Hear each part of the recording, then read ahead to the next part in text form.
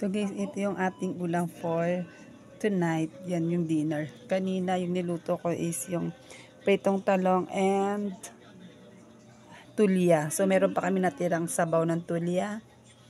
Tapos, eto nga, nilaga ko to, okra, and then yung tinira kong talong, ginawa kong ensalada.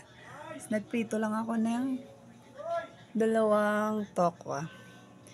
And yan ang dinner namin. Yung kanina hindi ko na pinakita yung video kasi alam nyo naman kung paano lutuin yung tulya and paano magprito ng talong.